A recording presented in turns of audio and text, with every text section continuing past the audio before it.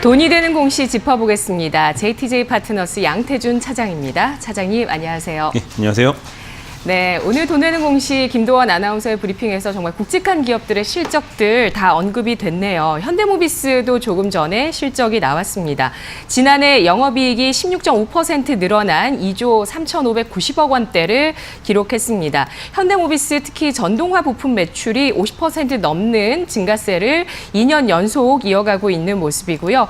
특히 이 전동화 부품 쪽 이런 자율주행이라든지 전기차 관련한 부품 쪽의 생산을 확대하기 위해서 올해 특히 큰 규모 8조 원의 투자 계획까지 발표하고 있습니다. 주가는 소폭 하락하고 있습니다. 자, 오늘 어떤 공시가 중요한 공시인지 돈 되는 공시 베스트 3 알아보겠습니다. 오늘 베스트 3의 공시는 수주 공시입니다. 금호산업의 수주 공시 살펴보도록 하겠습니다. 최근에 건설주 쪽의 수주 이어지고요. 금호산업은 현재 1.4% 하락세를 띠면서 신저가에서 그리 멀지 않은 낮은 주가 움직임 나타내고 있습니다. 저조한데요. 수주가 도움이 되지 못하나 보네요. 예, 우선 금호산업 같은 경우에는 오늘 이제 여주 쪽에 하일건설과 이제 수주 공급 계약이 수주 소식이 들렸습니다. 그리고 지난 1월 2일에도 금호산업 같은 경우가 이제 공사 수주를 했었죠. 카톨릭대학교의 신축 공사에 대한 부분들, 그리고 작년 12월 30일 날 이때도 화성 쪽에 아파트 건설에 대한 부분들 공사를 수주를 하면서 작년 연말부터 현재까지 한 3건의 지금 공급 계약을 체결을 했습니다. 그럼에도 불구하고 최근에 차트적인 측면으로 봤을 때에는 꾸준하게 하락 추세, 즉 지지선을 깨고 내려가면서 상대적으로 주가가 약세 흐름이 지속이 되고 있고, 지금 일본 기준으로 봤을 때 가장 큰 매물대가 있는데 그 선이 9,700원 선인데 지금 그 선도 지금 일정 부분 좀 깨고 내려간 부분들이 있기 때문에 아직까지 상승으로 가기에는 지금 현재 공사 수주만으로는 좀 부족하지 않나. 전반적인 추세 자체가 하락적으로 많은 부분이 기울어져 있기 때문에, 물론 이런 수주에 대한 부분들이 앞으로 실적과 성장에 대한 긍정적인 기대감을 가져볼 수도 있겠지만은, 또 기술적인 측면으로 봤을 때에는 아직까지 상승으로 가기보다는 하락에 대한 부분들이 좀 더 나올 수가 있다라고 좀 판단할 수가 있기 때문에, 금호산업의 이번 수주에 대한 부분들은 주가를 어느 정도 좀 방어해 줄 수는 있겠지만은 주가를 상승으로 되돌리기에는 좀 힘이 좀 부족하지 않나라고 좀 판단해 볼 수 있을 것 같습니다. 최근에 수급적인 측면으로 봤을 때 투신권 쪽에서 지금 3거래일 정도 매도 물량이 나오고 있고요. 금융투자 쪽에서도 매도 물량이 나오고 있고, 연기금 쪽에서도 매도 관점으로 접근을 하고 있는 이러한 부분들이 있기 때문에 전반적으로 이러한 금호산업의 수급에 대한 부분들도 아직까지는 주가를 올리기에는 다소 좀 힘이 부족하다라고 판단할 수가 있을 것 같고, 물론 최근에 외국인들 수급이 올해 연초부터 해서 꾸준하게 들어온 부분들이 있습니다. 하지만 외국인들의 이러한 매수도 일정 부분 좀 단기적인 관점으로 접근을 하는 이런 성향들이 있다라고 좀 판단해 볼 수 있을 것 같고, 오늘 외국인들의 수급 추정을 봤을 때에는 일정 부분 더 빠져나가고 있는 이러한 부분들이 있기 때문에 전반적으로 금호산업 같은 경우에는 기관들과 외국인들의 매도에 대한 부담감, 그리고 기술적인 측면으로 봤을 때에도 하락 국면에 접어들었기 때문에 여기에서 반등이 나온다라고 했을 때에는 일정 기간 동안, 즉 기간 조정을 거친 이후에 다시 한번 금호산업 같은 경우에는 좀 타이밍을 좀 잡아봐야 되지 않을까 이렇게 보고 있습니다. 네. 가격 지표는 12개월 예상 PER이 5.5배고 PBR은 0.97배. 그리고 또 실적도 지난해가 전해보다는 또 성장하는 모습을 보였다는 점. 그래서 보유하신 분들은 정말 답답하실 거예요. 그런데 지지선 확보가 필요하다고 보고 있고, 기간 조정 보고 있습니다. 등급은 얼마일까요? 예, 우선은 공사 수주에 대한 부분들은 긍정적일 수는 있겠지만은 수급과 그리고 기술적인 측면을 봤을 때에는 아직까지 시간이 많이 걸릴 것으로 판단할 수가 있기 때문에 4등급을 좀 말씀을 드리도록 하겠습니다. 이제 앞서 제가 말씀드렸다시피 일본 기준으로 봤을 때 9,700원 선이 상당히 좀 중요한 가격대인 것으로 좀 판단하고 있는데, 네. 이 선을 과연 지지해 주느냐 아니면 이 선을 깨고 내려가느냐가 가장 중요할 것으로 좀 판단을 하고 있습니다.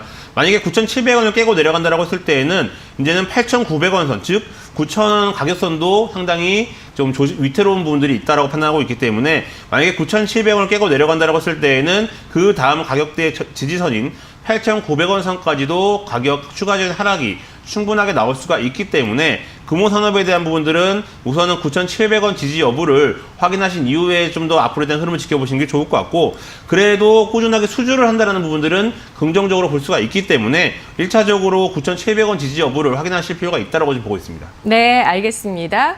4등급 금호산업이었습니다. 9,700원 지지선 강조해 주셨고요. 이어서 돈 되는 공시 두 번째 베스트 2입니다.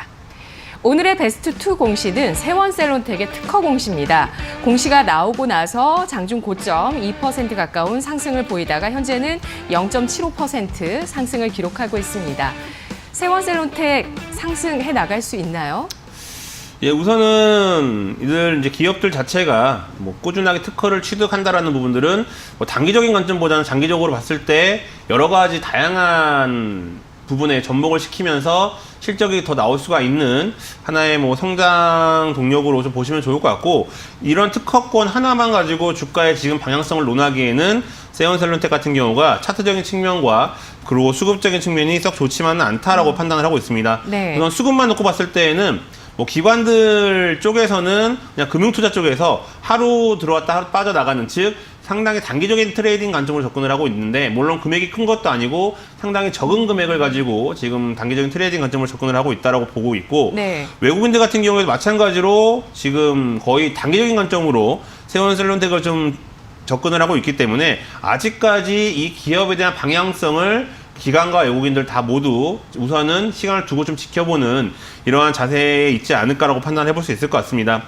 차트적인 측면으로만 놓고 본다 하더라도 일본 기준으로 봤을 때는 지금 2018년 3월달 고점이 7,770원인데요. 그때 이후부터 꾸준하게 하락 추세로 가고 있는데, 우선은 지금 현재 구간 내에서는 우선 기간 조정 구간에는 들어선 것으로 판단하고 있지만은 여전히 기관들과 외국인들은 단기적인 관점으로 접근을 하고 있기 때문에 주가 지금 특허권을 취득을 한다 하더라도 주가가 강하게 올라가는 부분들은 좀 없을 수도 있다라고 판단하고 있습니다. 물론 이런 기업들 같은 경우, 바이오 기업들 같은 경우에는 어떤 특정적인 이슈로 급등의 흐름이 나올 수는 있는데, 지금 상황에서 급등의 흐름이 나온다라고 가정한다면은 그때는 우선 단기적인 트레이딩 관점으로만 접근을 해보실 필요가 있을 것으로 판단하고 있고요. 하지만 이제 세원셀론텍 같은 경우에는 이런 기간 조정과 그리고 기관들과 외국인들의 수급이 어느 정도 개선이 된다고 했을 때에는 다시 한번 이제 상승 궤도로 올라섰을 때에는 강하게 좀 치고 올라갈 것으로 좀 판단하고 있습니다. 지금 일본 기준으로 봤을 때는 이제 하락 추세로 가고 있고, 주봉 기준으로 봤을 때에는 지금 가장 큰 매물대 벽이 2,830원 정도인데, 이 선을 뚫고 올라가서 약 한 2,900원 선에 안착을 해야지만이 이제 신규 매수 관점으로 좀 접근이 좀 매력적이지 않을까라고 판단하고 있기 때문에 세원셀론텍 같은 경우에도 앞서 말씀드렸던 금호산업과 마찬가지로 우선 지지선 확보가 상당히 중요할 것으로 좀 보고 있습니다. 네, 알겠습니다. 지난해 5월, 9월 거래량이 실릴 때는 그날 뭐 주가가 상승하거나 이후에 상승세를 보여주기도 했던 종목인데, 최근은 거래량이 저조한 모습 나타나고 있습니다. 세원셀론텍 수급 차트 부정적인 평가 주셨는데 몇 등급일까요? 예, 우선은 이제 바이오 기업이기 때문에 수급과 차트에 대한 부분들은 뭐 부정적일 수는 있겠지만 꾸준한 특허를 취득을 하고 있는 부분들이 있기 때문에 관심이 필요하다라는 관점에서 3등급을 좀 말씀을 드리도록 하겠습니다. 하지만 이제 앞서 말씀드렸다시피 주봉 기준으로 봤을 때 2,800원 선을 뚫고 올라가서 2,900원 선에 안착을 해야지만이 지금 세원셀론텍 같은 경우에는 앞으로 대한 방향성을 지켜볼 수가 있기 때문에 지금 현재는 약 저항선 부근에 저항을 좀 많이 받고 있다. 지금 지지를 하고 있는다라는 느낌보다는 상당히 저항에 밀리고 있다는 느낌이 상당히 많기 때문에 네. 지금 현재 세원셀론텍 같은 경우에는 이 주봉 기준으로 2,800원에서 2,900원 선을 돌파를 해야지만이 그 다음 방향성을 어느 정도 좀 예측을 해볼 수 있을 것 같습니다. 네, 현재는 2,700원 선 아래에서 거래가 되고 있습니다. 3등급이었고요. 이어서 돈 되는 공시 베스트 1입니다. 오늘 베스트 1 공시는 네이버의 실적 잠정치 공시입니다. 오늘 주가 현재 보합권에서 등락을 거듭하고 있는 모습이고요. 상승, 보합을 오락가락하고 있습니다. 현재 국면에서 지금 60일 이평선에 대한 테스트 오늘장 일어났는데요. 네이버 실적 어떻게 보시나요?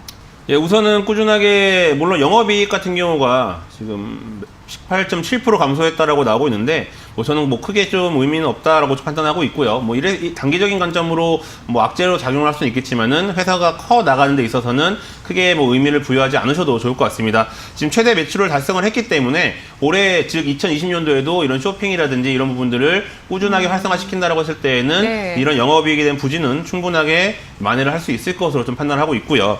또한 지금 네이버 같은 경우가 꾸준하게 지금 이번에 배당을 했습니다. 배당을 지금 결정을 했는데, 지금 배당이, 한 주당 376원이고요. 전반적으로 이게 기업이 배당을 한다는 부분들은 상당히 긍정적인 효과로 받아들이셔도 좋을 것 같고, 또한 주식 소각에 대한 부분들도 있습니다. 그렇기 때문에 주식이 소각이 되면 그만큼 한 주에 대한 가치가 더 올라가기 때문에 네. 기존 주주 입장에서는 상당히 좀 호재로 좀 받아들일 수가 있다고 판단할 수가 있고요.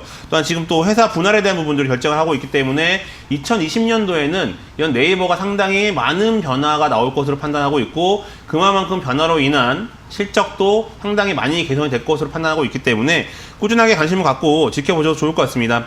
최근에 수급적인 측면으로 봤을 때 주가를 좀 많이 흔들 만한 금융투자 쪽에서는 좀 자금이 빠져나가고 있고요. 네. 연기금과 투신권 쪽, 외국인 쪽에서 꾸준하게 좀 매수가 들어오고 있는 부분들이 있기 때문에 현재 하락에 대한 부분들은 아마 실적에 대한 부담감으로 인한 차익 실현 매물들이 좀 나왔다고 판단하고 있고 실질적으로 지금 이평선을 지지를 하면서 매물대의 벽까지 지지선을 만들어 놓은 상황이 있기 때문에 네. 상당히 이제는 다시 한번 상승 궤도로 올라설 수 있는 가격 구간에 놓여져 있다고 좀 보고 있습니다. 네. 네이버로 돈을 정말 많이 쓰거든요. 저는 네이버 페이를 거의 매일 하다시피 합니다. 오늘도 했습니다. 그래서 이제 결제 기준으로 핀테크 기업 가운데 국내 1위 기업이고요. 그리고 웹툰 쪽으로는 이제 북미 시장에 이제 결제를 하는 유료 콘텐츠 웹툰에서 호응을 받고 있고 여기뿐만 아니라 유럽과 남미 시장까지 추가적으로 진출하고 있는 해외 외화를 벌어들이고 있는 플랫폼 기업인데요. 네이버 몇 등급일까요? 예, 우선 좀 2등급 좀 말씀을 드리도록 하겠습니다. 워낙 지금 시장 자체가 좀 불안한 부분들이 있기 때문에 뭐 1등급에 가깝지만은 네. 좀 2등급을 좀 말씀을 드리고 싶고요. 네.